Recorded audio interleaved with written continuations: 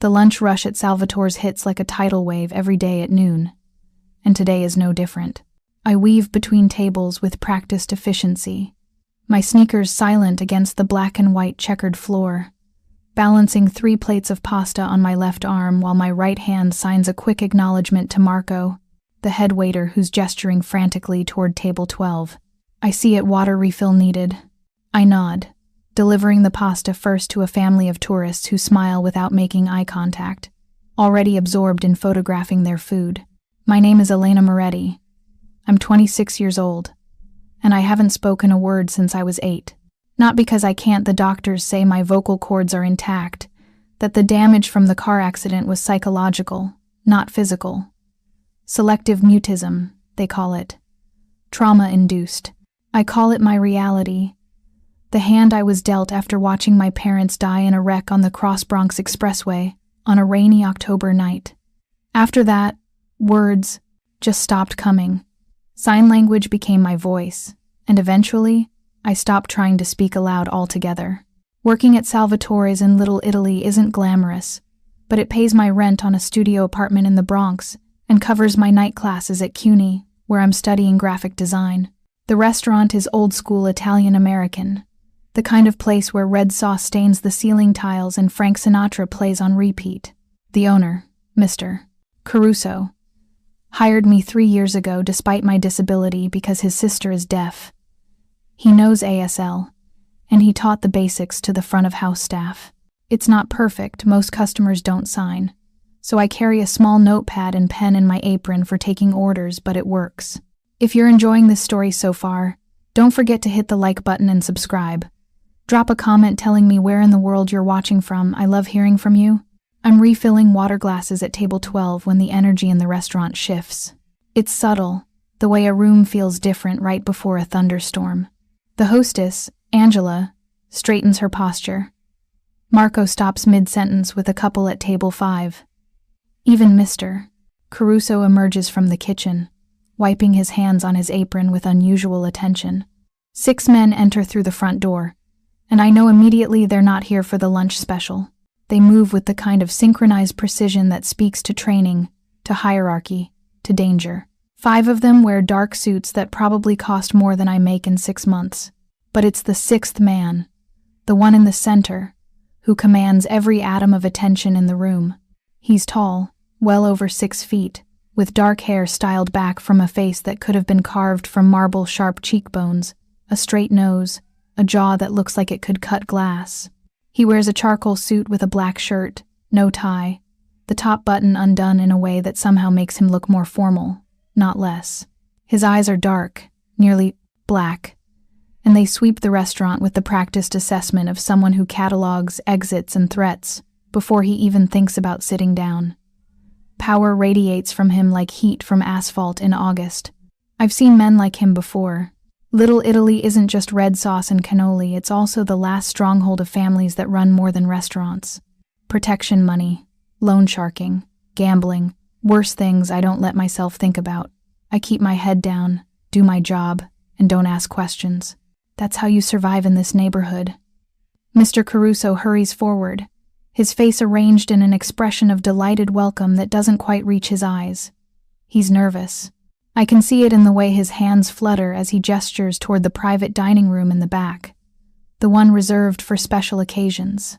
The man in the charcoal suit, clearly the one in charge, nods once, and his entourage follows Mr. Caruso toward the back. But as he passes my station, his eyes land on me, for just a fraction of a second. It's like being caught in the crosshairs of something predatory and intelligent. Then he's passed, disappearing into the private room, and I release a breath I didn't know I was holding. Table 6 needs their check. Marco signs to me, his movements quick and efficient. He's gotten good at ASL over the years, though his grammar is still rough, and 7 wants dessert menus. I nod, pulling the check from my apron pocket and heading toward table 6, a young couple who've been nursing cappuccinos for the last 20 minutes. As I place the leather folder on their table, movement in my peripheral vision catches my attention. The private dining room has a narrow window in the door, probably installed so servers can see if drinks need refilling without interrupting conversations.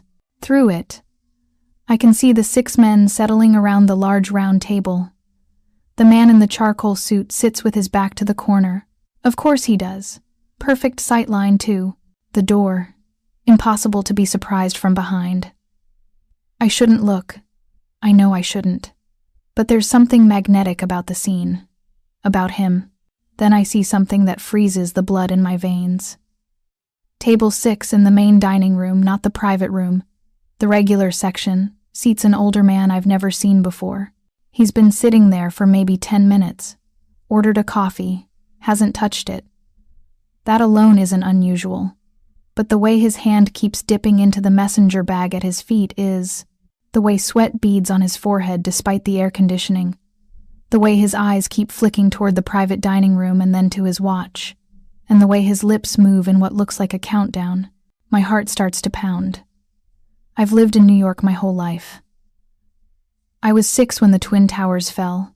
Every New Yorker has a sixth sense for wrong, for danger, for the moment before everything goes to hell. I move closer to table 6, pretending to clear an empty table nearby. The man's hands are trembling as he reaches into the bag again. This time, I see a glimpse of wires, of a small digital display counting down.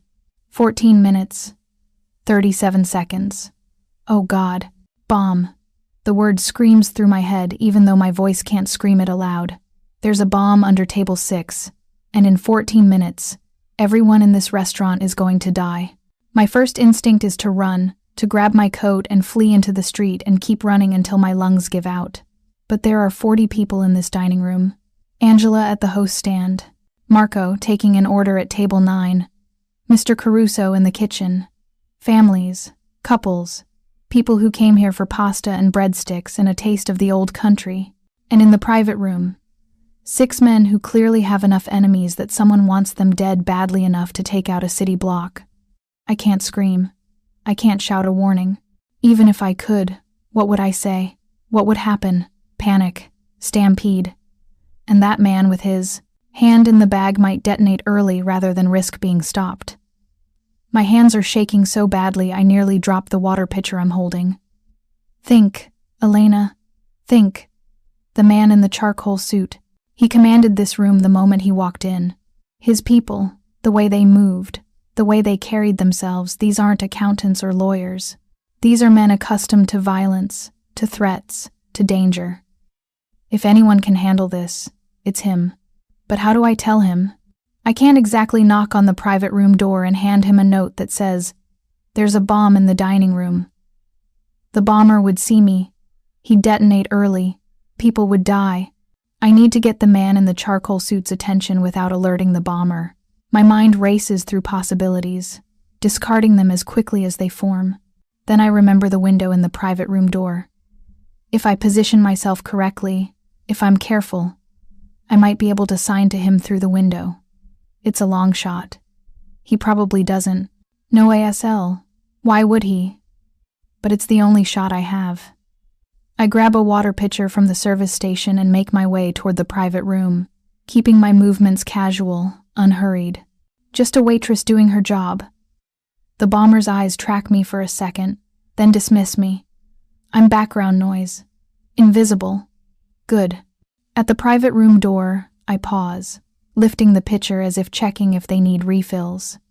Through the window, I can see the 6 men in conversation, papers spread on the table.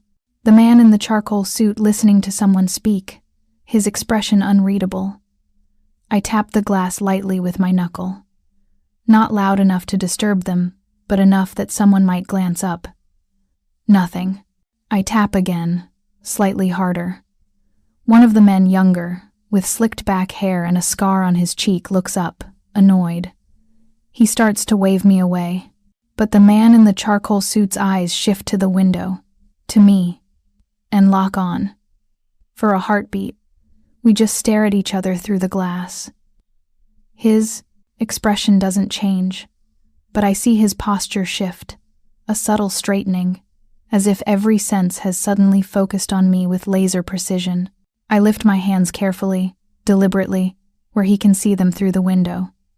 My right hand forms a fist, thumb extended the letter A in ASL.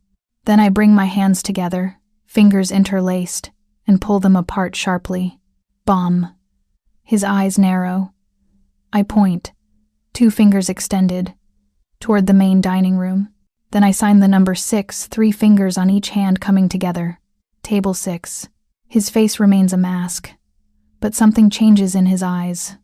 A sharpening, a deadly focus. I hold up my hand, 2 fingers extended, and tap my wrist where a watch would be. Then I sign the number 2, followed by the sign for minute index finger of my right hand, tapping the palm of my left. 2 minutes. That's wrong. It's actually 14 minutes, but I don't have time for a complicated explanation. I need him to understand the urgency, the immediacy. For 3 seconds that feel like 3 hours, he stares at me through the window. I can see him processing, calculating, deciding whether I'm crazy, whether this is real, whether he can afford to ignore me. Then he stands, not rushed, not panicked, just a smooth, controlled rise from his chair that somehow conveys absolute authority. The other men at the table immediately stop talking, their attention snapping to him like marionettes whose strings have been pulled. He says something I can't hear through the door.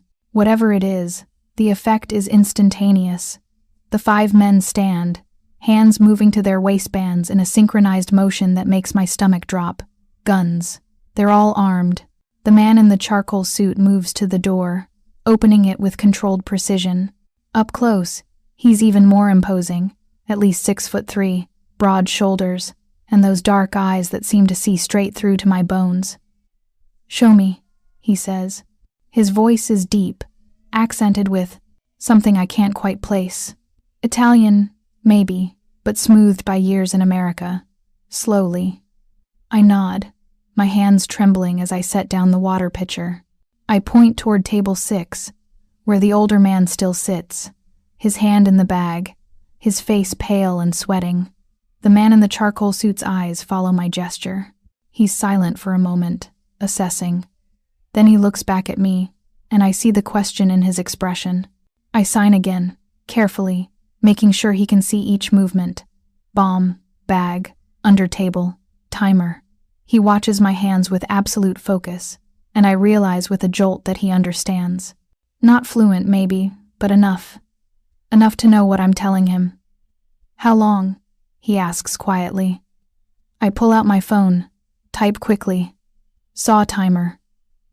14 minutes when I looked. Maybe 12 now. He reads it, his jaw tightening almost imperceptibly. Then he turns to the man with the scar, says something in rapid Italian that I can't follow. The scarred man nods, pulls out his phone, and steps away, speaking, urgently into it. The man in the charcoal suit looks back at me. "Your name?" I hesitate, then sign. Elena, fingerspelling each letter. "Elena," he repeats, pronouncing it correctly, with the emphasis on the second syllable. "I'm Dante. You're going to walk back to the kitchen. Tell everyone there to leave through the back exit. Quietly. No alarm. No running. Understand?" I nod. "Good." His eyes hold mine. "You saved lives today. All of them. Mine included." Then he's moving, gesturing to his men with small, precise hand signals. They fan out through the dining room, positioning themselves with the casual efficiency of people who've done this 1,000 times. I hurry toward the kitchen, my heart hammering against my ribs. "Mr." Caruso looks up from the grill as I enter, his expression confused. I pull out my notepad, scrawl quickly. "Emergency. Everyone out back door now. Don't ask questions. Go." He reads it, his eyes widening. To his credit, he doesn't hesitate. "Everyone out. Now. Back door. Move." The kitchen staff. 4 cooks, 2 dishwashers freeze for a second, then scramble. Mr. Caruso grabs my arm as I turn to go back to the dining room. "Elena, what?" I shake my head, pull free, and push back through the swinging door. The main dining room is in controlled chaos.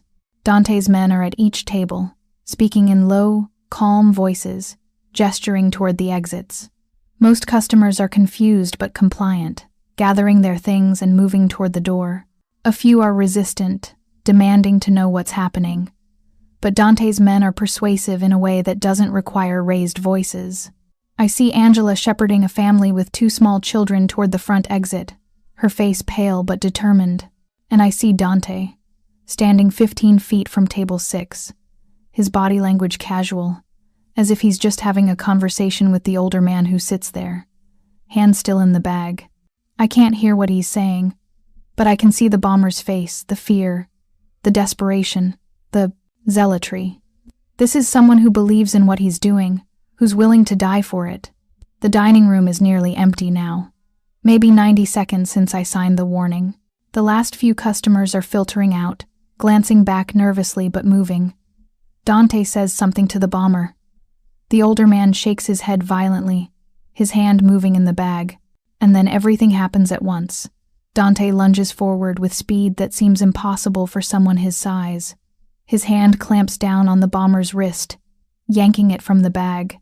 The bomber screams, struggling, but Dante is immovable, his grip iron.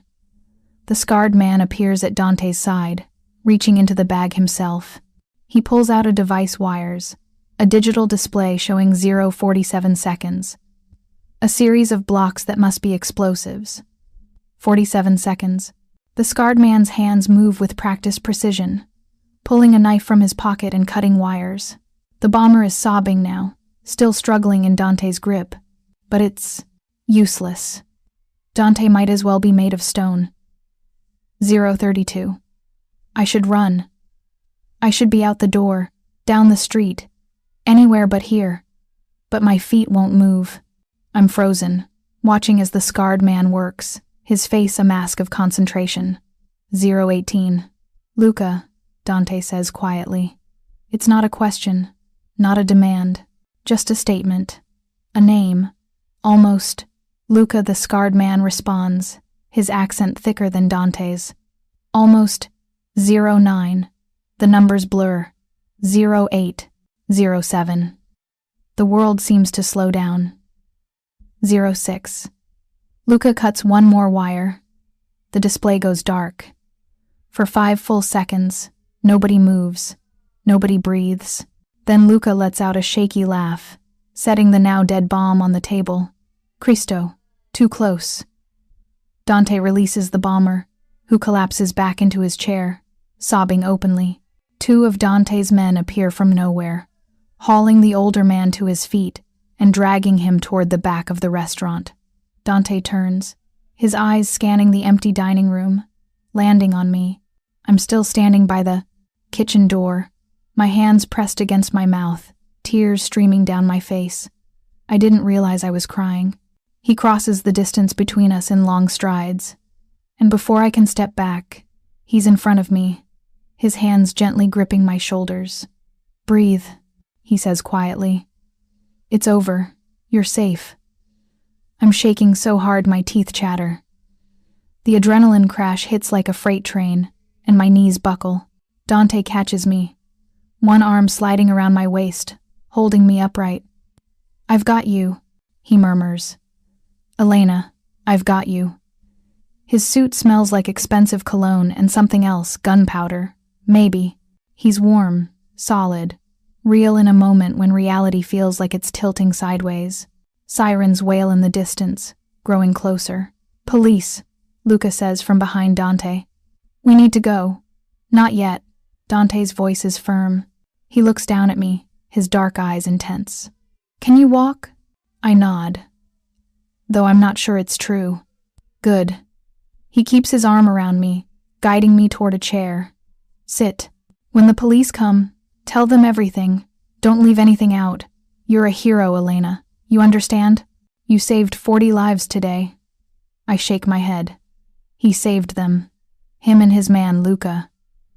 But Dante tilts my chin up gently, forcing me to meet his eyes. You saw the threat.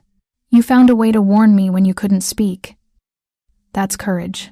That's intelligence. His thumb brushes my cheek, wiping away a tear. That's extraordinary. The sirens are loud now, right outside.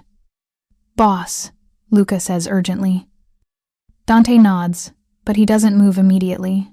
Instead, he pulls something from his pocket, a business card, black with silver lettering. He presses it into my hand, closing my fingers around it. "When you're ready," he says quietly, "call me, day or night, anything you need." Anything at all. Then he's gone. Him and his 5 men disappearing through the back exit seconds before the front door bursts open, and NYPD floods in, guns drawn, shouting commands. I sit in the chair Dante put me in, my hand clutching his card, and I start to laugh. Or cry. Maybe both. Because I just survived a bombing, and I think I might have just met the most dangerous man in New York. The police interview takes 3 hours.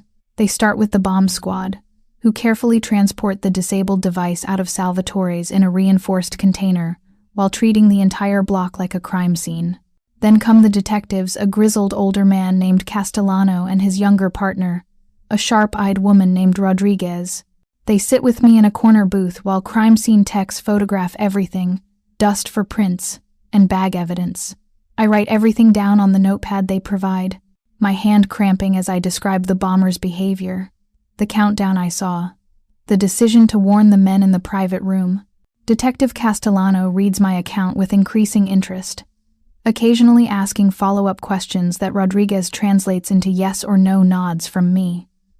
"These men in the private as a PA room," Castellano says, his eyes shrewd. "You know who they were?" I shake my head. The lie feels necessary, protective. Something tells me that admitting I know Dante's name would complicate things in ways I can't afford. "But you decided to warn them instead of just running or pulling the fire alarm," Rodriguez observes. "Why?" I write, "Bomber was watching. If I pulled alarm or ran, he might have detonated early. The man in the suit, their leader, he looked like someone who could handle it." I was right. Castellano exchanges a glance with Rodriguez. Something passes between them, some shared knowledge they're not voicing. "You did good, kid," Castellano finally says, handing back my notepad. "Real good. 43 people were in this restaurant. You saved all of them. 43. The number sits heavy in my chest. They take my contact information, tell me I'll need to come to the precinct to give a formal statement, possibly testify if they catch whoever sent the bomber. Then, finally, they let me go. It's nearly 7 p.m. when I stumble out of Salvatore's into the cool November air. The street is still blocked off. News vans parked at both ends of the barricade. Reporters doing stand-ups with the restaurant's distinctive green awning in the background.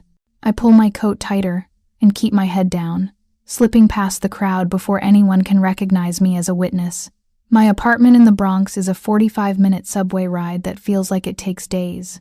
I sit in the corner of the train car, staring at nothing, my mind replaying the afternoon in an endless loop, the timer counting down, Dante's eyes locking onto mine through the window. The moment Luca cut the final wire with 6 seconds left. 6 seconds. I could have died today.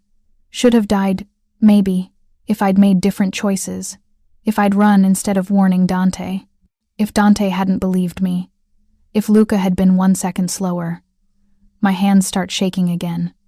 I press them between my knees, breathing slowly through. My nose the way my therapist taught me years ago. In for 4 counts. Hold for 4. Out for 4. It doesn't help much. At my apartment building, Mrs. Chen from 3B is checking her mailbox. She signs a greeting she learned basic ASL after I moved in 3 years ago. Said it reminded her of her grandmother who was deaf. I manage a weak smile and sign back, then climb the 3 flights to my studio. Inside, I lock the door, slide the chain, and lean against it, finally letting myself fall apart. The tears come hard and fast, my whole body shaking with sobs I can't voice. I slide down to the floor, hugging my knees, crying for the fear I couldn't show in front of the police, for the 43 lives that almost ended, for the casual way Dante's men carried guns like it was nothing, for the bomber's desperate, zealous eyes. I cry until I'm empty, until my head throbs and my eyes burn. Then I drag myself to the bathroom, splash cold water on my face, and catch sight of myself in the mirror. I look like hell. hair disheveled, eyes red and swollen. A coffee stain on my work shirt I didn't even notice getting. And clutched in my right hand, slightly crumpled from my death grip, is Dante's business card. I smooth it out on the edge of the sink. It's heavy cardstock, expensive, with embossed silver lettering. Dante Caruso Private Acquisitions. A phone number. Nothing else. Caruso. Like Mr. Caruso, the owner of Salvatore's. Related? It would explain how Dante knew about the private dining room, why Mr. Caruso was so nervous when Dante arrived. I turned the card over.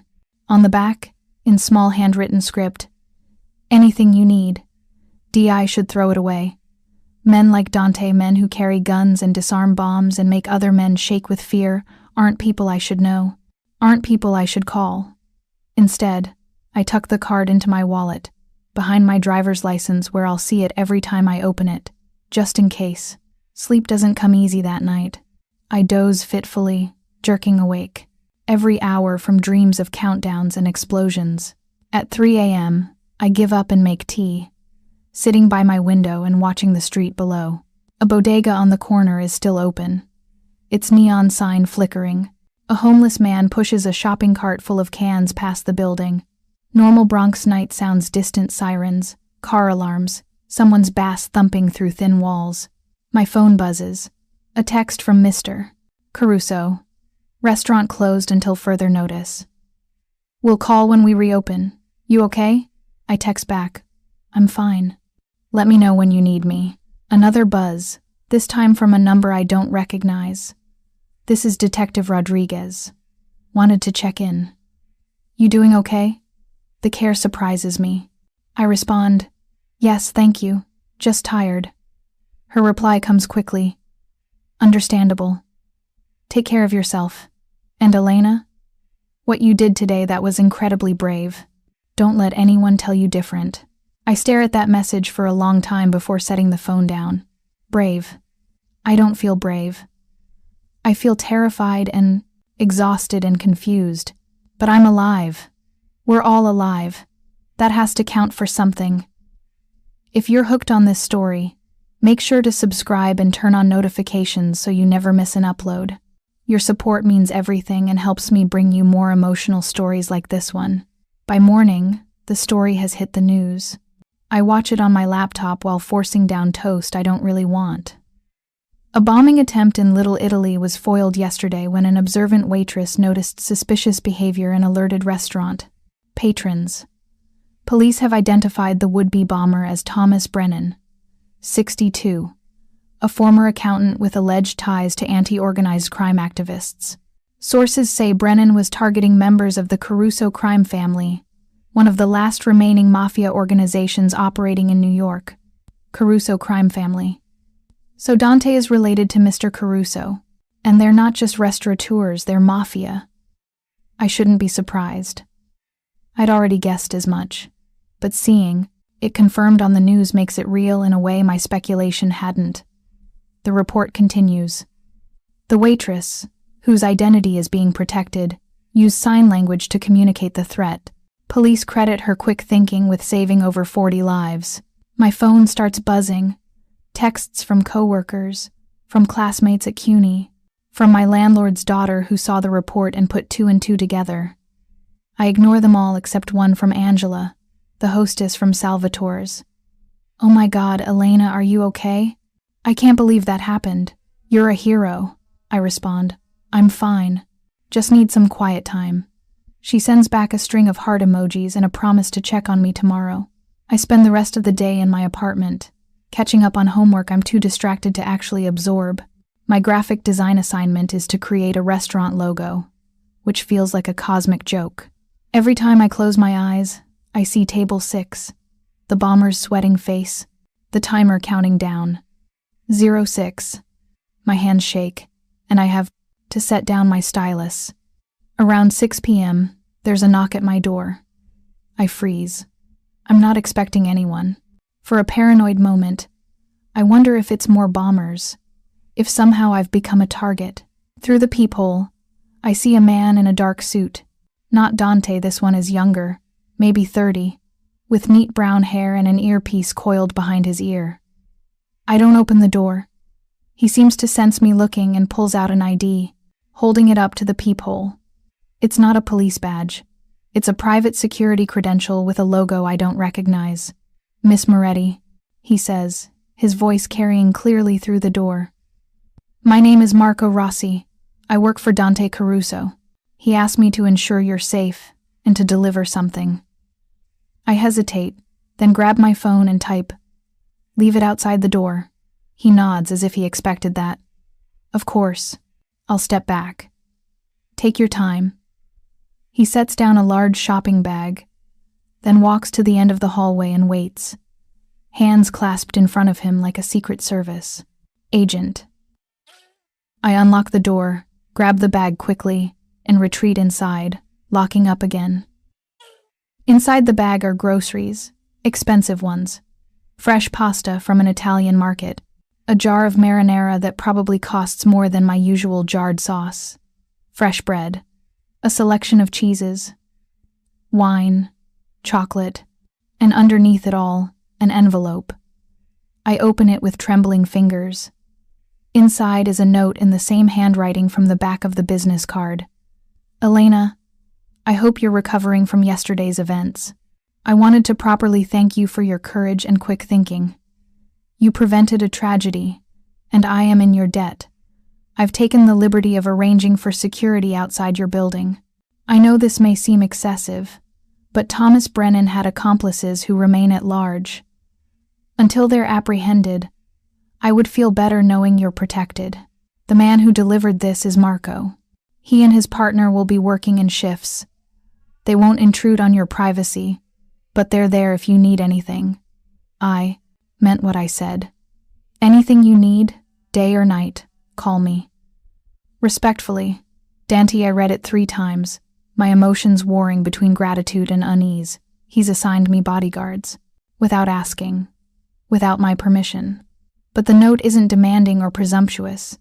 It's courteous, concerned, even. And he's right about one thing: if Brennan had accomplices, they might see me as a threat. I identified him. My testimony could help put them away. I walk back to the door, open it slightly. Marco is still at the end of the hallway, patient and still. I type on my phone and hold it up. How long will you be here? He walks closer, reading the screen. As long as necessary, Miss Moretti. Mr. Caruso takes threats to his associates very seriously. I'm not his associate. Marco's expression doesn't change, but something like amusement flickers in his eyes. Mr. Caruso considers anyone under his protection to be under his responsibility.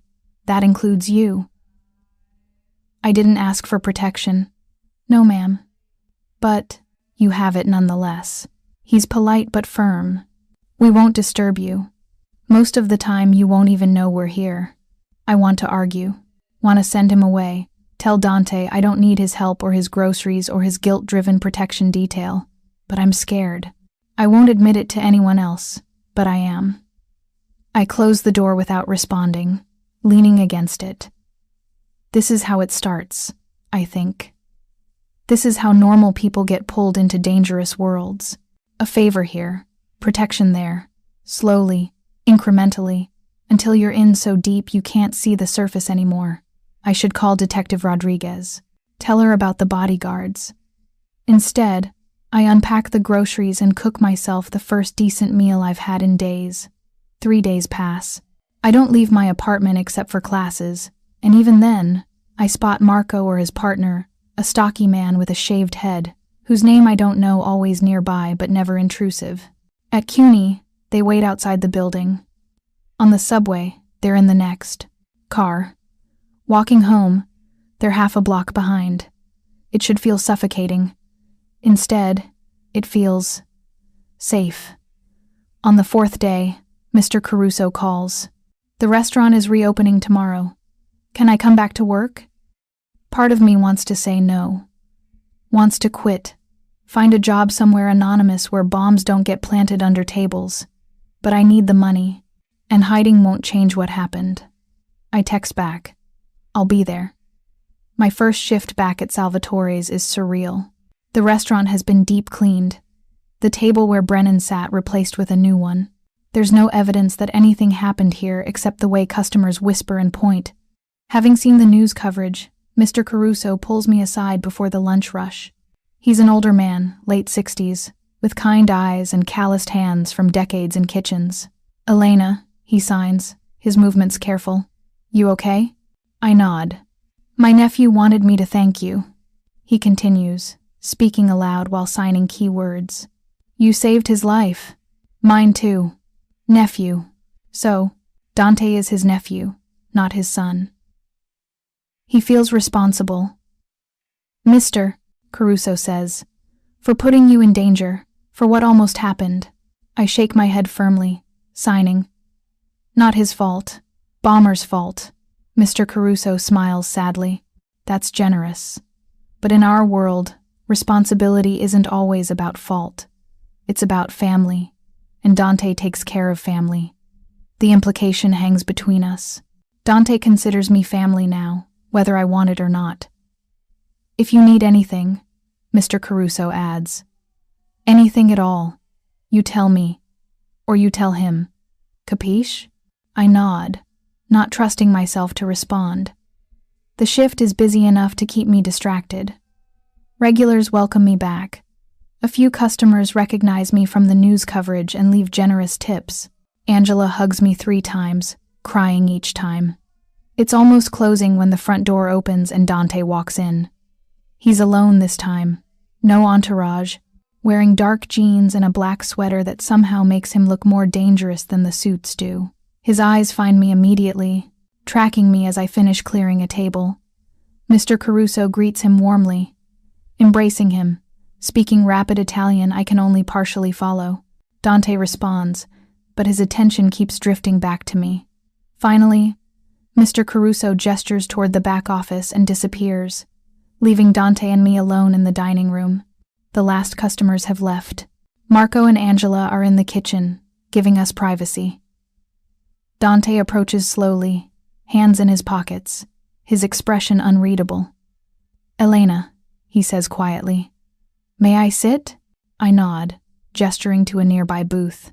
He slides in on one side. I take the other, my notepad ready. "I wanted to check on you in person," he begins. "Make sure you're really okay." I write, "I'm fine. Thank you for the groceries and the security." He reads it, nods. "You're welcome. Marco says you've been going to classes. Good. Routine helps after trauma. You sound like you know from experience." A ghost of a smile touches his lips. "I do."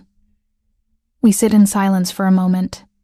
Then Dante leans forward, his forearms on the table, his eyes intense on mine. "I need to be honest with you about something," he says.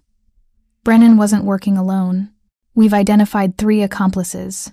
The police have 2 of them, but one is still missing. A man named Victor Cross." My heart rate accelerates. I write, "Am I in danger?" "I don't believe so," Dante says carefully. "Cross's target was me and my associates. You were a bystander who happened to interfere. But," he hesitates, "in my world, witnesses can become targets if they're seen as liabilities. So the bodyguards aren't just a courtesy. No." His eyes don't waver. "They're a necessity. At least until Cross is apprehended. I should be angry. Angry that his world has bled into mine. That I'm now a potential target because I did the right thing. But when I look at Dante, all I see is genuine concern. This isn't manipulation or control. It's protection born of responsibility." I write, "How long?" "Cross is good at hiding, but he's not that good. My people are looking. So are the police. I'd say a week, maybe 2, before he surfaces." "And then?" "And then you go back to your normal life," Dante says simply. "The bodyguards leave. You never hear from me again unless you want to." Something in my chest tightens at those words. Unless I want to. I write before I can second-guess myself. What if I want to hear from you? Dante goes very still. His eyes search mine, looking for something doubt, fear, insincerity. "Then I would be happy to hear from you," he says finally. his voice low, very happy. The air between us feels charged, electric. I'm acutely aware of how close we are, of the way his gaze drops briefly to my lips before returning to my eyes. This is dangerous. He's dangerous. Everything about him screams warning the guns his men carry, the way people fear him, the bomb that was meant to kill him. But when he looks at me like this, like I'm something precious and unexpected, danger feels distant. I'm saved from responding by Angela, emerging from the kitchen. "Elena, you want a ride home? It's late." I nod gratefully, gathering my things. Dante stands when I do, ever the gentleman, despite everything else he is. "Good night, Elena," he says. Then, surprising me, he signs it. The ASL gesture for good night, fingers closing like a setting sun. It's clumsy, unpracticed, but the effort makes something warm bloom in my chest. I sign back, adding, "Thank you, for everything." He nods, watching as I follow Angela to the back exit where her car is parked. I feel his eyes on me the whole way. That night, I dream of bombs and countdowns. But this time, when the timer hits 0, nothing explodes. Instead, Dante is there, his hand closing over mine, steady and sure. "I've got you," he says, and somehow I believe him. Victor Cross is found 6 days later. Not by the police, not by Dante's people, by me. It's a Tuesday afternoon. I'm between classes at CUNY, sitting in the library working on an assignment. The library is crowded with students, cramming for midterms, the quiet buzz of productivity filling the space. I'm reaching for my coffee when I see him. He's at a computer terminal 3 rows over, his back to me, but I recognize the build, the graying hair, the distinctive tattoo on his neck that Detective Rodriguez showed me in a photo lineup. Victor Cross, the missing accomplice. My blood turns to ice. He's here, at my school, 20 feet away. Coincidence? Or is he here because of me? My hands shake as I pull out my phone. I type a text to the number Dante gave me. Victor Cross, CUNY Library, 3rd floor, computer terminal 47. Now. I hit send, then immediately text Detective Rodriguez the same message. Then I do the stupidest, bravest thing I've ever done. I watch him. If he leaves before help arrives, people could die. He could disappear again. He could build another bomb. So I watch. Cross types on the computer, occasionally glancing around. He doesn't seem to notice me. Why would he? I'm just another college student with a laptop and textbooks. 5 minutes crawl by. Then 10. My phone buzzes. "Dante. Stay where you are. Don't approach. Help is 2 minutes out." Another buzz. "Rodriguez. Officers en route. Do not engage." Cross stands. "No, not yet. They're not here yet." He gathers his things, a backpack, a jacket, and heads for the stairs. I should let him go. Should wait for the police, for Dante's people. Instead, I stand and follow. I keep my distance, weaving between study tables and bookshelves. Cross descends to the 2nd floor, then the 1st. He's heading for the main exit. If he makes it outside, he could vanish into the crowded campus, into the city. It would be weeks before they found him again, if ever. The 1st floor is more crowded, students checking out books, browsing shelves, chatting. Cross moves through them like a shark through water, purposeful and focused. He's 10 feet from the exit when the library doors burst open and 4 men in dark suits flood in. Dante's men. I recognize Marco and Luca. Among them, Cross sees them too. His hand dives into his backpack. "Gun!" Someone screams. The library erupts into chaos. Students scatter, diving behind furniture, running for side exits. Librarians shout for calm, but it's useless. Cross pulls something from his bag, not a gun, a phone. His thumb moves toward the screen. Marco lunges, tackling Cross before he can complete whatever he was doing. The phone skitters across the floor. Luca grabs it, his face going pale as he looks at the screen. "Bomb!" he says, loud enough for me to hear even across the room. He's got another bomb. Campus security arrives. Then NYPD, their sirens wailing outside. The library is evacuated in minutes. Hundreds of students pouring onto the lawn while bomb squad vans screech to a halt at the curb. I'm swept along with the crowd, my heart hammering. I text Dante. Are you here? His response is immediate. North side of the building. Black SUV. I push through the crowd, spotting the vehicle. The back door opens, and Dante steps out, his expression thunderous. Elena, he says, and there's something raw in his voice. Get in the car. It's not a request. I should argue. Should tell him I'm fine. I don't need rescuing. But I'm shaking, and his presence feels like the only solid thing in a world that won't stop tilting. I get in the car. Dante slides in beside me, the door closing with a heavy thunk that shuts out the chaos outside.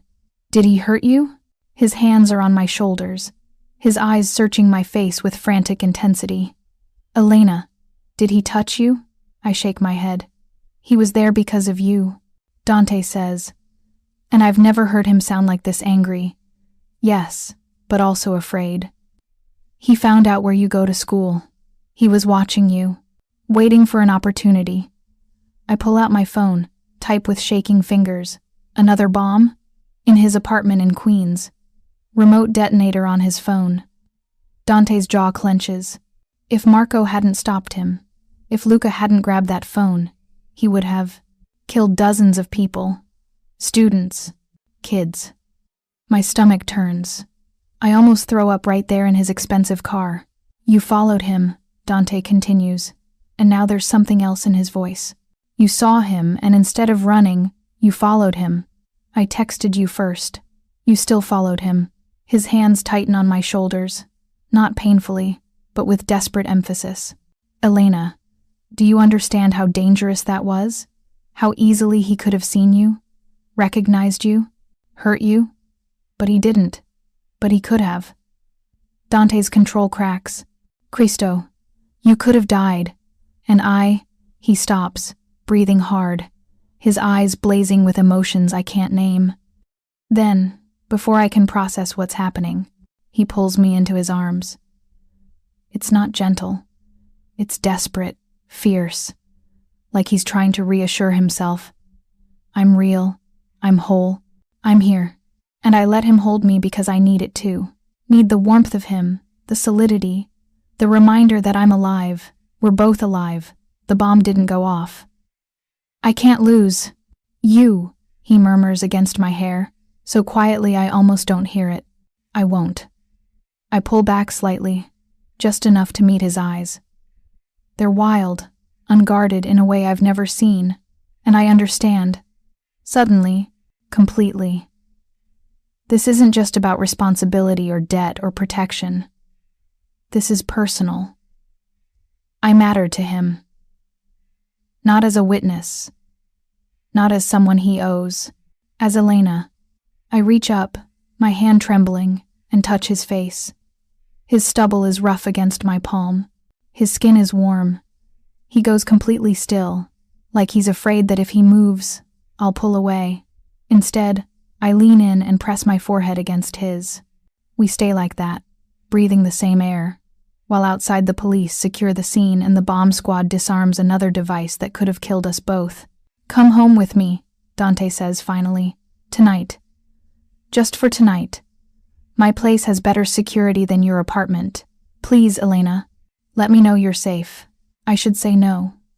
Should maintain boundaries, keep distance between his world and mine. But I'm tired of being scared. Tired of being alone. I nod. Relief washes over his face. He pulls out his phone, speaks rapid Italian to someone, probably Luca or Marco, arranging things, taking control, the way he always does. But this time, I don't mind. This time, I want him to take control. Because for the first time since my parents died, I don't want to be alone. Dante's home isn't what I expected. I anticipated something cold and modern, all glass and steel and expensive minimalism. Instead, the SUV pulls up to a historic brownstone in Brooklyn Heights. The kind of building with ivy climbing the brick facade and original gas lamps flanking a glossy black door. "We're here," Dante says softly, as if afraid to startle me. I haven't said anything, haven't typed anything since we left campus. I've just sat in the back of the SUV with Dante's arm around me, watching the city slide past through tinted windows, while my mind replays the afternoon in fragmented loops. Crosses, tattoo, the backpack, the phone, Marco's tackle, bomb. Dante helps me out of the car, his hand steady at my elbow. Marco and another bodyguard I don't recognize flank us as we climb the stairs to the front door. Inside, the entryway is warm, dark wood floors, a chandelier that casts golden light, art on the walls that looks old and expensive. A woman appears from a side room, older, maybe 60, with silver hair pulled into a neat bun and kind eyes that widen when she sees me. "Signor," she says to Dante, then switches to English. "You didn't mention a guest." "Last minute, Rosa." Dante's hand moves to the small of my back, a gesture that's becoming familiar. "This is Elena Moretti." "Elena, this is Rosa. She manages the house." Rosa's eyes sharpen with recognition. "The young woman from the restaurant. The one who—" She stops herself, but the implication is clear. "The one who saved his life." I manage a small nod.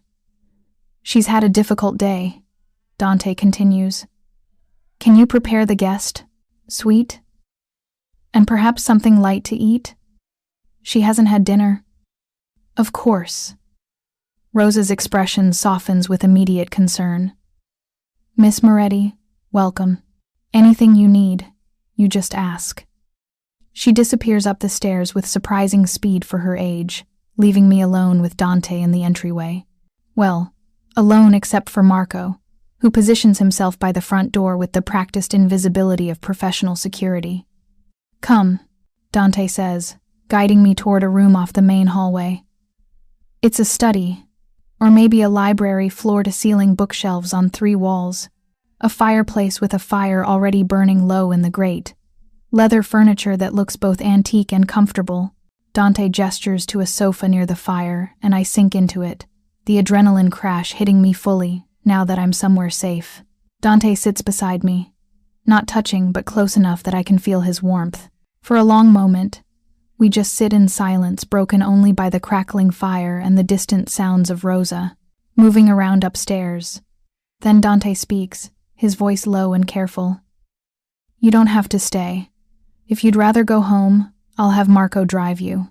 But He pauses, choosing words with unusual care. "I would sleep better knowing you were here, where I can protect you."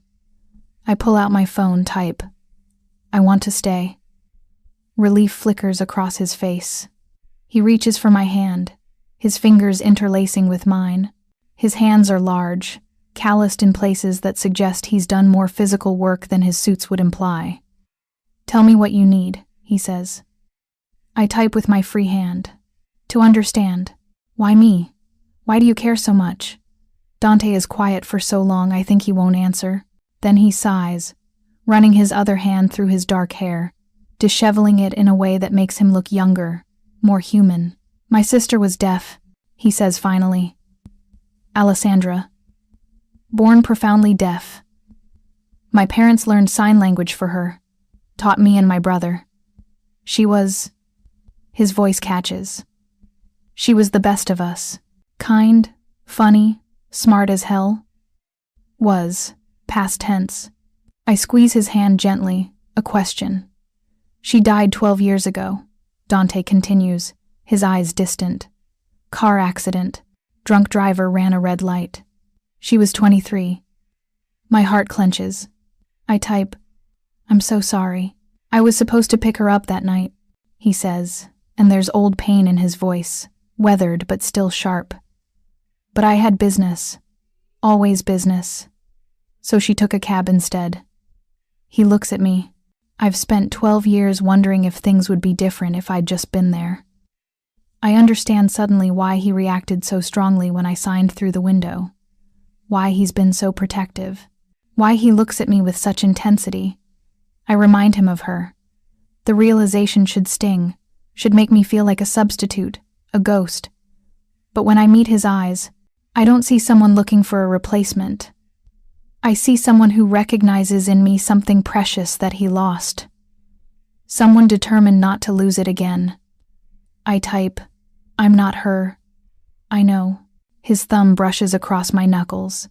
"You're you, brave and clever and stubborn. A ghost of a smile.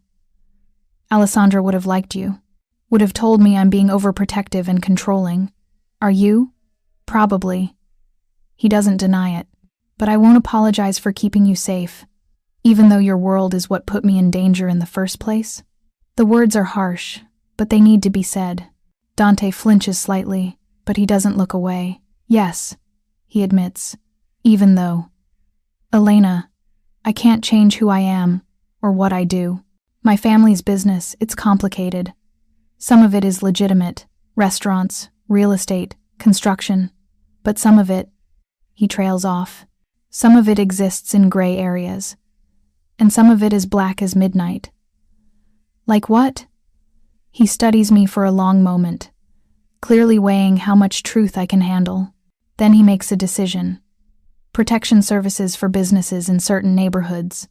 Gambling operations. Loan sharking, though we don't break legs anymore, bad for. Business and worse for PR. His mouth twists. Transportation and logistics for goods people. Would rather customs didn't inspect too closely. Information brokering. Dispute resolution. Each revelation is delivered calmly, matter-of-factly, and each one settles in my stomach like a stone. I type, "You're a criminal." By legal definition, yes. He doesn't flinch from it. By my own definition, I'm a businessman operating in markets the law doesn't want to acknowledge exist but can't eliminate. The world isn't black and white, Elena. It's 1,000 shades of gray, and I live in several of them. And the people who tried to kill you? They think you're worth bombing? They think I'm competition, or a threat to their self-righteous crusade against organized crime. His voice hardens. Thomas Brennan worked for Victor Cross's brother, who I had arrested 3 years ago for human trafficking, not gambling or protection trafficking. Children. He looks at me. Some crimes I won't tolerate, even in my world. When I found out what Marcus Cross was doing, I handed everything I had to the FBI. He got 25 to life. So Victor wanted revenge. Yes, and he nearly got it, until you stopped him. Dante's grip on my hand tightens. You've saved my life twice now, Elena. Once at the restaurant, once today when you followed Cross and kept him from escaping. That's not a debt I take lightly. I pull my hand free, needing distance to think. I stand and walk to the fireplace, staring into the flames. This is the moment, the choice. I can leave, go back to my normal life, my safe life. Dante will let me go. I know he will. He'll keep the bodyguards in place until the threat is truly neutralized. But he won't force me to stay in his orbit, or I can stay. Except that this man, this beautiful, dangerous, complicated man has somehow become important to me in the span of a week. Except that his world is dark, and that stepping into it will change me irrevocably. Behind me, Dante rises. I hear his footsteps on the hardwood, feel him stop just behind me, close but not touching. I'll take you home tomorrow, he says quietly. If that's what you want. No pressure, no obligations. You'll be safe, I'll make sure of it. But you'll be free. I turn to face him, the firelight casting shadows across his strong features. Free. The word should be appealing.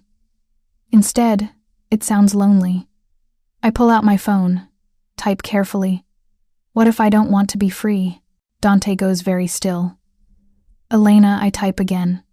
What if I want this? Want you? Even knowing what you are?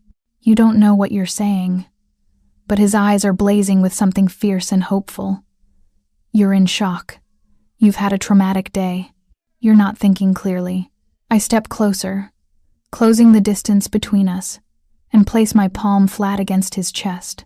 I can feel his heart hammering beneath the expensive fabric of his shirt. I type one-handed. I'm thinking very clearly. Are you? For a heartbeat, he just stares at me. Then his control breaks. He cups my face in his hands and kisses me. It's nothing like the gentle, questioning kiss I imagine he might have given me under other circumstances. This is desperate and fierce. Months of loneliness and grief and want poured into the press of his lips against mine. His hands slide into my hair, tilting my head back, and I grip the front of his shirt to keep from melting into the floor. When we finally break apart, both breathing hard, his forehead rests against mine. "Stay," he whispers. "Not just tonight. Stay with me, Elena. Let me protect you. Let me—" He stops, swallows. "Let me care for you the way you deserve." I don't type a response. Instead, I kiss him again, softer this time, slower. An answer without words. He understands. Rosa has prepared a guest suite that's larger than my entire apartment. The bed is enormous, covered in what feels like Egyptian cotton. There's a bathroom with a soaking tub and a shower that has more jets than should be legal. A closet that echoes when I open it. "I had some items brought over," Rosa says, gesturing to a dresser. "Basic necessities. Signore Caruso mentioned your sizes." Of course he did. The man is thorough to the point of unnerving. Inside the dresser, I find pajamas, toiletries, even a few casual outfits in exactly my size. It should feel invasive. Instead, it feels like being cared for. Rosa leaves me to settle in, promising that breakfast will be ready whenever I wake. I shower, washing away the stress and fear of the day, then slip into the softest pajamas I've ever worn. I should sleep. It's nearly midnight, and I'm exhausted to my bones. Instead, I find myself wandering back downstairs. The house is quiet. Marco has been replaced by another guard whose name I don't know, stationed outside the front door. I can see him through the window, alert and watchful. Light spills from under the door of Dante's study. I knock softly. "Come in," his voice calls. He's at his desk, jacket discarded, shirt sleeves rolled up to reveal strong forearms. Paperwork is spread before him, but he sets it aside immediately when he sees me. "Can't sleep?" he asks. I shake my head, then type, "Can we talk?" "Always." He stands, moving to the sofa where we sat earlier. I join him, curling into the corner with my feet tucked under me. For a while, we just exist together in comfortable silence. Then I start typing, "Tell me about Alessandra." Dante's expression softens with old grief and older love. She was a force of nature, wanted to be a lawyer, fight for disability rights. She had this way of making everyone around her better just by existing. He smiles. She was also incredibly bossy. Used to terrorize me and Antonio when we were kids. Antonio? My older brother. He runs the family businesses in Chicago now. We don't see each other as much as we should. I type, "And your parents?" "Dead. 10 years ago. Heart attack for my father. Cancer for my mother 6 months later." He looks at the fire. "I became the head of the New York family at 28. Too young, too angry, too determined to prove myself. And now I'm 39. Less angry but still determined." He looks at me. "And for the first time in years, I want something for myself that isn't about business or family obligations. Me, you." The single word hangs in the air between us, heavy with meaning. I type, "I'm scared." "Good," Dante says, surprising me. "You should be. What I'm offering you, it's not a fairy tale. Elena, it's complicated and sometimes dangerous and always morally ambiguous. There will be nights I can't tell you where I am or what I'm doing. There will be people who see you as a weakness to exploit. Your life will never be completely private again." That's a terrible sales pitch. He laughs, the sound genuine and warm. "I know. But I won't lie to you. Not about this. What are you offering me?" Dante reaches for my hand, his thumb tracing circles on my palm. "Protection.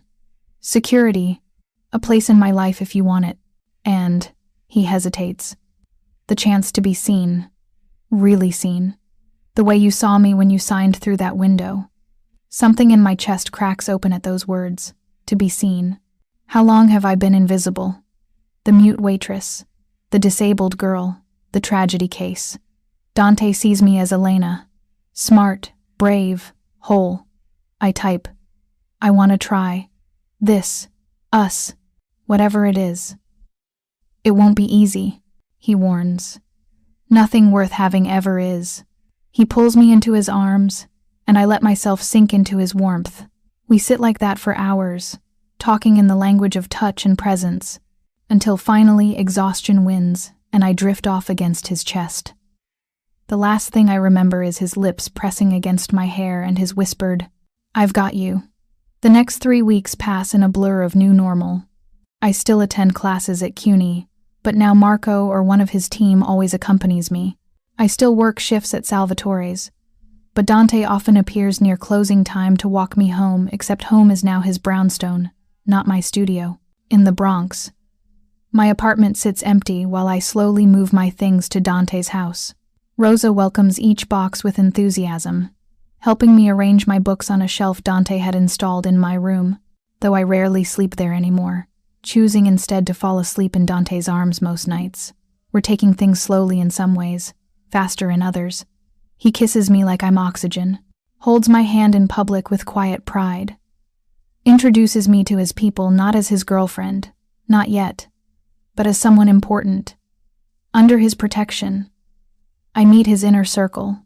Luca, the scarred man who disarmed the bomb, is actually funny, with a dry wit, and a wife who makes the best tiramisu I've ever tasted. Marco becomes a friend as much as a bodyguard, learning more ASL so we can communicate without my phone. I meet Mr. Caruso's wife, Dante's Aunt Maria, who cries when she meets me and hugs me so tightly I can barely breathe. She insists I call her Zia and starts teaching me to make proper ragu on Sunday. Afternoons, my life becomes a strange hybrid, graphic design classes in the morning, family dinners with the Carusos in the evening, coffee with Angela between shifts, then coming home to a brownstone in Brooklyn Heights, where a man who terrifies half the city looks at me like I hung the moon. It's not perfect. There are hard moments, like when I overhear Dante on the phone speaking in code about a shipment, and I have to decide whether to ask what he's really talking about. I don't ask. Some things I'm not ready to know. Like when a rival family sends a message a dead rat left on Dante's doorstep and I see the cold fury in his eyes when he disposes of it. Marco tells me later that Dante's response was proportional and final. I don't ask what that means either.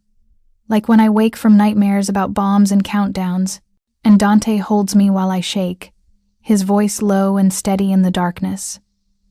You're safe. I'm here. You're safe. But there are beautiful moments too. Like when Dante surprises me with ASL lessons, sitting across from me at the kitchen table with a tutor, his large hands fumbling through signs but his concentration absolute. Like when he takes me to a gallery in Chelsea because I mentioned loving modern art, then buys my favorite piece, a massive abstract canvas that now hangs in the study where we spend our evenings. Like when Rosa conspires with me to make Dante's favorite childhood dish for his birthday, and the look on his face when he realizes what we've done makes my heart ache with affection. Like the first time he signs "I love you," the gesture clumsy but earnest, and waits with held breath for my response. I sign it back, and then I kiss him until we're both breathless. 6 weeks after the bombing attempt, Detective Rodriguez calls. I'm at CUNY, in the library, a different floor now. I can't go near the 3rd floor without anxiety spiking when my phone buzzes. Can you come to the precinct? Need you to look at something. I text. Dante immediately. Rodriguez wants me at precinct. Can Marco drive me? His response is instant. I'll take you myself. 20 minutes. True to his word, Dante pulls up to campus exactly 20 minutes later, in a sleek black sedan, Marco in the passenger seat. I slide into the back, and Dante immediately takes my hand, his expression concerned. Did she say what this is about? He asks. I shake my head, showing him the text. His jaw tightens, but he doesn't say anything else until we reach the precinct. Inside, Rodriguez is waiting, her expression neutral but her eyes kind. Elena, thank you for coming. She nods to Dante. Mr. Caruso. Detective. His voice is polite, but I can feel the tension in him. Rodriguez leads us to a small conference room. On the table is a laptop, its screen dark. We recovered Victor Cross's computer from his apartment, she explains. Found some interesting files, video surveillance from various locations around the city. She looks at me, including footage. Of you, Elena. From the weeks before the bombing attempt. My blood runs cold. He was stalking her, Dante says, his voice deadly quiet. Yes. Rodriguez opens the laptop, angles it so I can see. We think he identified you as a potential weakness after the restaurant incident. He'd been following you for at least 2 weeks before the library. The screen shows footage from security cameras, me walking to the subway, entering CUNY, buying coffee at a bodega near campus. Dozens of clips, each one a violation, each one proof that I'd been watched, cataloged, targeted. I feel sick. Dante's hand finds mine under the table, squeezing hard enough to ground me. We're showing you this, Rodriguez continues gently, because you deserve to know the extent of the threat, but also because it's over, Elena. Cross is in custody. His accomplices are in custody. The organization they were part of is disbanded. You're safe now. Safe. The word should bring relief. Instead, I feel numb. We'd like you to testify at Cross's trial, Rodriguez adds. Your testimony about seeing him at the library, about following him, it's crucial to proving premeditation and stalking charges on top of the terrorism charges. I nod slowly. I'll do it. I'll face him in court and make sure he never hurts anyone else. When? Dante asks. 6 months, give or take. These things take time. Rodriguez looks at me. You did good, Elena. You saved a lot of lives. Don't forget that. That night, I can't sleep. I lie in Dante's bed, our bed. Really, I've been sleeping here for weeks, staring at the ceiling while he sleeps beside me. One arm draped protectively across my waist, even in unconsciousness. Cross had been watching me, following me, planning, and I never knew. The thought spirals into worse thoughts. What if he'd succeeded? What if the library bomb had gone off? What if he'd grabbed me on the street, used me as leverage against Dante? My breathing quickens, panic rising in my chest like a flood. Dante stirs, instantly awake with the alertness of someone used to danger. Elena? What's wrong? I can't answer, can't reach for my phone to type. I can only shake, my chest tight, my vision narrowing. Panic attack. I haven't had one in years, but I recognize the signs. Dante sits up, pulling me into his lap, his arms banding around me. Breathe with me, he says, his voice low and calm. In for 4, hold for 4, out for 4. With me, baby. Breathe. He demonstrates, his chest rising and falling in exaggerated movements. I try to match him, gasping at first, but gradually my breathing syncs with his. That's it, he murmurs. You're okay. You're safe. I'm here. It takes 15 minutes for the panic to recede. When it finally does, I'm exhausted and embarrassed, tears streaming down my face. I reach for my phone on the nightstand. Sorry. I'm sorry. Don't apologize. Dante wipes my tears with his thumbs. You're allowed to be scared. You're allowed to break down. Cristo, after everything you've been through, you're allowed to not be okay. I should be stronger. You're the strongest person I know. He tips my chin up, making me meet his eyes. You survived a car crash that killed your parents. You built a life from nothing. You saved 43 people when you could have just run. You faced down a bomber twice. His voice roughens. You're not weak, Elena. You're human. The words crack something open in me, and I start to cry in earnest, not from panic this time, but from relief. Relief that I don't have to be strong all the time, that I can be scared and still be brave, that I can fall apart and be caught. Dante holds me through it all, his hands gentle in my hair, his voice a low murmur of Italian endearments I don't understand but feel in my bones. When I finally quiet, exhausted and wrung out, he kisses my forehead. "No more sleeping alone," he says. "Not tonight, not any night. Capice?" I nod, against his chest. "Good." He settles us back against the pillows, keeping me close. "Now sleep. I've got you." And despite everything, the fear, the trauma, the complications, I believe him. 3 months later, spring arrives in New York. The trial is approaching. Jury selection starts next week. I've been working with the DA's office, preparing my testimony, learning what to expect on the stand. It's terrifying, but I'm ready. My life has found a new rhythm. I finished my semester at CUNY with straight A's. Mr. Caruso offered me a promotion at Salvatore's assistant manager, with a raise that makes me blink. I accepted, but only part-time. The rest of my time goes to freelance graphic design work, building a portfolio, dreaming of eventually starting my own studio. Dante and I have settled into something that feels like forever. He proposed last month not with fanfare or a public display, but quietly, in the study, after I showed him my final design project from school. "Marry me," he said, pulling a ring from his pocket. Not a question. A statement. A certainty. I signed yes before he could finish sliding the ring onto my finger. We're planning a small ceremony for the fall. Just family. Zia Maria is already crying about it. But today is something else. I'm meeting Antonio, Dante's brother, who's flying in from Chicago with his wife and 2 kids. Dante is nervous, which I've never seen before. He's pacing the living room while I sit on the sofa, amused. "Why are you nervous?" I sign. "Because he's my brother." Dante signs back, his ASL much improved but still accented. "And he's going to judge whether I'm treating you right."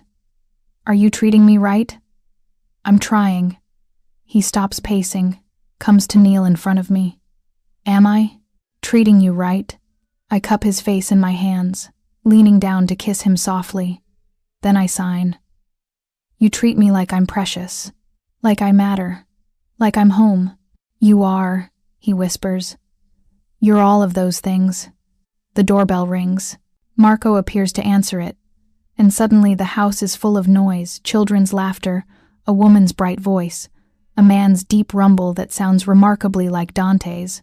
Antonio is taller than Dante, broader, with laugh lines around his eyes and gray threading through his dark hair. His wife, Teresa, is petite and fierce-looking, with intelligent eyes that assess me immediately. The kids, a boy of 8 and a girl of 6, are miniature tornadoes of energy. Antonio's eyes find me, and something shifts in his expression. He crosses to me, and to my surprise, he signs, "Elena, thank you for saving my brother's life." Tears spring to my eyes. I sign back. Family takes care of family. He pulls me into a hug that lifts me off my feet. "Welcome to the family, Sorella," he says. "Sister, dinner is chaos in the best way. The kids fascinate me, their boundless energy a stark contrast to my quiet world. The girl, Isabella, is learning ASL in school and signs enthusiastically, if incorrectly, making me laugh. Teresa corners me in the kitchen while we're preparing dessert. "I need to know," she says bluntly. "Are you sure about this? About him? About this life?" I appreciate her directness. I pull out my phone. I love him, and he loves me. Everything else, we'll figure out. She studies me for a long moment, then nods. Good, because he's been alone too long. Buried in work and grief. "You brought him back to life." She squeezes my hand. "Don't let him forget that." After dinner, after the kids are put to bed in the guest rooms, the 4 of us sit in the study. Antonio and Dante discuss business in low voices, while Teresa and I communicate through a mix of sign and texted conversations. At one point, I catch Dante watching me with such open adoration that my heart skips. Antonio notices too. He grins, slaps his brother on the shoulder, and says something in Italian that makes Dante flush. "What did he say?" I sign. Dante signs back, embarrassed. He said, I look at you like, you're the sun, do you? Yes. Later, when everyone has gone to bed, Dante and I stand on the back terrace, looking out at the Brooklyn skyline. His arms are around me from behind, his chin resting on top of my head. Thank you, he murmurs. I turn in his arms, questioning. For choosing this, he clarifies. For choosing me. I know it's not easy. I pull out my phone. Type. Nothing worth having ever is. You told me that once. He laughs softly. I did, didn't I? You were right. This us, it's worth every complication, every danger, every moment of fear. I look up at him, because you're worth it. His kiss is gentle, reverent, full of promises neither of us can voice but both of us feel. When we finally go inside, I pause at the threshold, looking back at the city lights. A year ago, I was invisible. A mute waitress serving pasta to tourists, barely scraping by, alone. Now I'm Elena Moretti, soon to be Elena Caruso, designer, survivor, the woman who saved a restaurant full of people by signing 3 words through a window, the woman who found love in the most unlikely place, the woman who learned that sometimes the most dangerous choice is also the right one. I turn to Dante, who's waiting patiently, his hand extended. I take it, and we step forward into our future together. Epilogue. 2 years later, the trial was brutal but brief. Victor Cross got life without parole. I testified for 2 hours, Dante sitting in the gallery behind me the entire time, his presence a steady anchor. I opened my own design studio a year ago, Moretti Creative. It's small, just me and 1 junior designer, but we're building a client list. Ironically, several of those clients come through Dante's network. Legitimate businesses, he assures me. I choose to believe him. Salvatore's expanded to 3 locations. I consult on their branding and marketing. A nice side income that keeps me connected to where it all started. Dante and I married in a small ceremony at a vineyard upstate. Zia Maria cried through the entire thing. Antonio gave me away, since I have no family of my own anymore. Or didn't, until I married into the Carusos. We're talking about kids. It terrifies me, the idea of bringing a child into Dante's complicated world. But when I see him with Isabella and her brother, when I see the gentleness in him, I think maybe we could do it. Maybe we could raise someone strong and kind in spite of, or perhaps because of, the gray areas we inhabit. I still have nightmares sometimes. Still have moments where I see a countdown in my head and panic seizes me. But I also have moments of perfect clarity. Like this morning, waking up in our bed with spring sunlight streaming through the windows and Dante's arm around my waist. Like the sound of Rosa singing in the kitchen while she makes breakfast. Like the text from Angela saying she got engaged and wants me to design her wedding invitations. My life isn't what I imagined it would be. It's better. Messier, more dangerous, more complicated, but infinitely more alive. I'm sitting in my studio, working on a logo design, when my phone buzzes. A text from Dante. Dinner tonight? 7 p.m.? I have something to ask you. I smile, type back. What's the question? You'll have to wait and see. Wear something nice. I'm taking you somewhere special. Anticipation curls in my stomach. With Dante, something special could mean anything from a Michelin-starred restaurant to a private concert to a quiet night at home with takeout and a movie. I don't care which it is. Because wherever he is, that's where I want to be. I type, I'll be ready. His response is immediate. I love you. 3 words, simple, true. I type back, I love you too. Then I return to my work, humming silently, the afternoon sun warm on my face and the future bright ahead of me. Because I answered a call in Italian. Because I signed 3 words through a window. Because I chose courage over safety. And because of all of that, I found home. Thank you so much for watching until the end. If you loved this story, check out the other videos on your screen now. I think you'll really enjoy them. And don't forget to subscribe if you haven't already. See you in the next story.